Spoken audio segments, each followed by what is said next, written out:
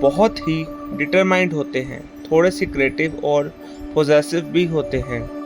जो भी सोच लेते हैं उसको पाकर ही रहते हैं, लेकिन इनके एम्बिशन की वजह से अक्सर लोग इन्हें अपना कॉम्पिटिटर मान के इनके साथ कंपटीशन करना शुरू कर देते हैं। इनकी ब्रेवरी से जेलस होकर भी लोग इन्हें अपना कॉम्पिटिटर समझ बैठते हैं।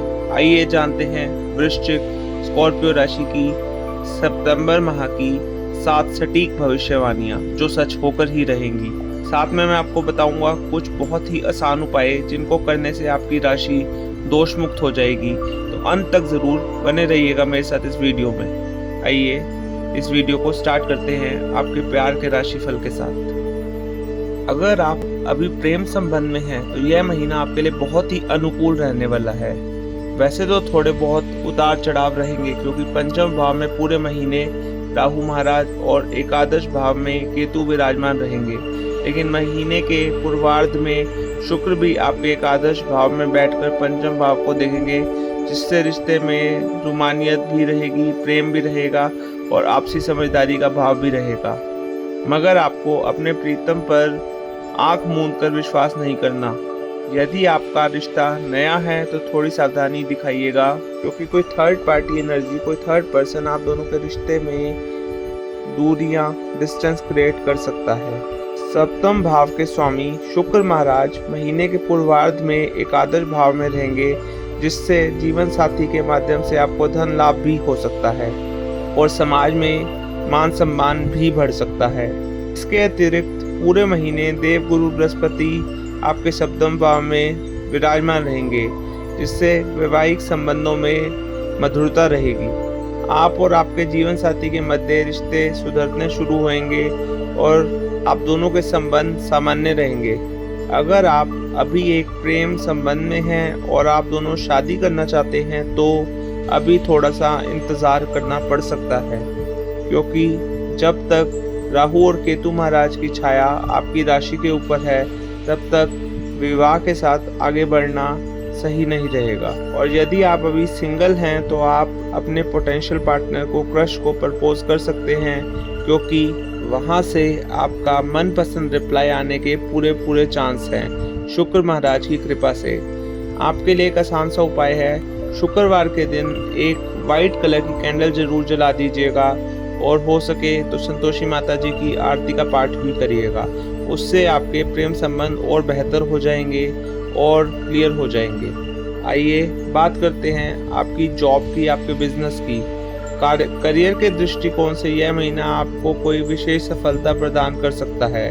दशम भाव में सूर्य महाराज विराजमान रहेंगे, जो आपकी राशि को लेकर कोई विशेष सफलता प्रदान कर सकते हैं। सूर्य महाराज नौकरी में आपकी स्थिति को भी प्रबल बनाएंगे। अन्य लोगों से आपकी प्रशंसा और अधिक होगी। आपको अधिक मान सम्मान और पद प्राप्ति का योग बन सकता है। पदोन्नति की दौड़ में आप सबसे आगे रहेंगे और ईश्वर की कृपा से आपको पदोन्नति का लाभ भी मिलेगा। आपकी तनख्वाह में भी वृद्धि के संकेत हैं। इसके अतिरिक्त महीने के अंत में जब सूर्य महाराज एकादश भाव में चले जाएंगे तब आपके वरिष्ठ अधिकारियों से भी आपके रिश्ते बेहतर हो सकते हैं और आप उनकी कृपा के पात्र बन सकते हैं। छठे भाव के स्वामी मंगल महाराज अष्टम भाव में रहकर आपको कठिन चुनौतियों से जूझने वाला व्यक्ति बनाएंगे, जिससे आप कार्यक्षेत्र में सभी मुश्किलों को दरकिनार करते हुए करियर को मजबूत स्थिति में लेकर आएंगे। सप्तम भाव में देव गुरु बृहस्पति पूरे महीने विराजमान रहेंगे और सप्तम भाव के स्वामी शुक्र महाराज महीने के अंत में एकादश भाव में विराजित रहेंगे, जिससे व्यापार में बहुत ही अच्छी सफलता के योग बन रहे हैं। आपको अनुभवी व्यक्तियों के सहयोग और समर्थन मिलेगा। उनकी सलाह मानकर यदि आप व्यापार में आगे बढ़ते हैं तो आपको सफलता प्राप्त करने से कोई नहीं रोक सकता। व्यापार में काफ़ी अच्छी सफलता प्राप्त करता हुआ मैं आपको देख पा रहा हूँ, बहुत अच्छे प्रॉफिट्स देख पा रहा हूँ। 3 दिन आपकी प्रॉफिट के लिए सबसे अच्छे हैं, वह है मंगलवार, बृहस्पतिवार और शुक्रवार। महीने के उत्तरार्ध में जब शुक्र महाराज द्वादश भाव में 18 तारीख को चले जाएंगे तब विदेशी माध्यमों से भी आपके व्यापार को लाभ होने के योग बनेंगे। आप अपने व्यापार को विस्तार देने की योजनाओं को पूर्ण रूप से आगे बढ़ाएंगे और उसमें कामयाब भी रहेंगे। इस प्रकार यह महीना आपके कार्य क्षेत्र में आपको बहुत ही अच्छी सफलता प्रदान करेगा। अगर आप अभी शेयर ट्रेडिंग में हैं तो भी आपको मैं अच्छे प्रॉफिट्स कमाते हुए देख पा रहा हूँ। महीने के उत्तरार्ध में सरकारी क्षेत्र से संबंधित कोई व्यक्ति आपको विशेष लाभ प्रदान कर सकता है। इस महीने के उत्तरार्ध में आप व्यापार के सिलसिले में विदेश यात्रा पर भी जा सकते हैं। यह महीना स्वास्थ्य के दृष्टिकोण से कुछ सजग रहने वाला महीना रहेगा। वक्री शनि महाराज चौथे भाव में बैठकर विशेष रूप से आपके छठे भाव को देखेंगे। शनि महाराज के सामने सूर्य महाराज भी होंगे और मंगल महाराज भी होंगे, जो आपकी राशि के स्वामी और छठे भाव के स्वामी हैं। यह पूरे महीने अष्टम भाव में विराजमान रहेंगे। इस प्रकार स्वास्थ्य समस्याओं के प्रति सजगता आपको अनेक बड़ी चुनौतियों से बचा सकती है।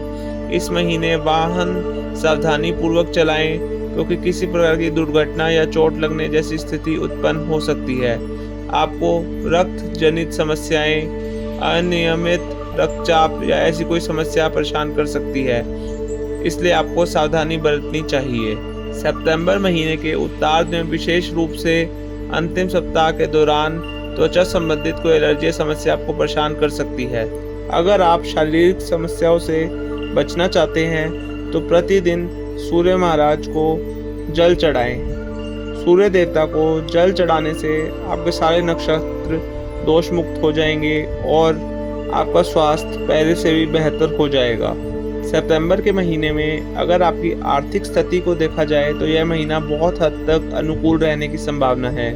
दूसरे भाव के स्वामी देवगुरु बृहस्पति पहले, तीसरे और 11वें भाव पर दृष्टि डालेंगे, जिससे आर्थिक उन्नति का मार्ग प्रशस्त होगा।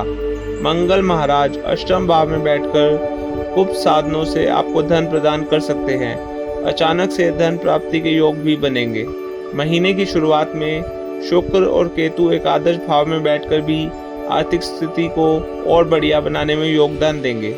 18 सितंबर से शुक्र महाराज द्वादश भाव में जाने से आपका कुछ खर्चा बढ़ सकता है, लेकिन सूर्य महाराज 16 सितंबर से एकादश भाव में जाकर सरकारी क्षेत्र में भी लाभ प्रदान करेंगे और आपकी आर्थिक उन्नति होने के पूरे चांस बनेंगे। 23 सितंबर से बुध महाराज भी एकादश भाव में आ जाएंगे, इससे आपकी आर्थिक स्थिति और बेहतर होगी।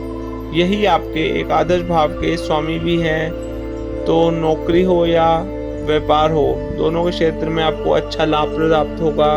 और समझदारी दिखाते हुए अगर आप शेयर बाजार में निवेश करते हैं तो उससे आपको बहुत अच्छा धन लाभ प्राप्त हो सकता है।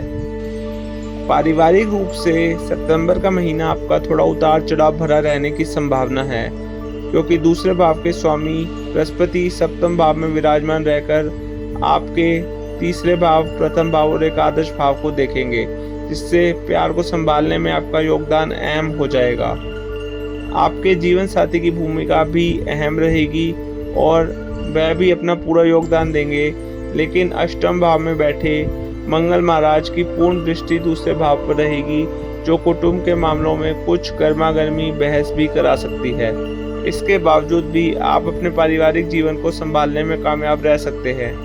चतुर्थ भाव में पूरे महीने शनि महाराज वक्री अवस्था में विराजमान रहेंगे। कहने का मतलब यह है कि आपको कुछ पारिवारिक समस्याओं का सामना करना पड़ सकता है, चाहे वह आपके जीवन साथी से रिलेटेड हो, चाहे बच्चों से रिलेटेड हो, चाहे माता पिता से रिलेटेड हो। लेकिन अगर आप अपनी समझदारी से और सूझबूझ से काम लेंगे तो आप आराम से उन समस्याओं को निपटा लेंगे। इस महीने आपके इष्ट देव हैं बजरंगबली जी, तो आप ट्यूसडे के दिन हनुमान चालीसा का पाठ ज़रूर करें, वह आपके लिए बहुत ही अच्छा साबित होगा।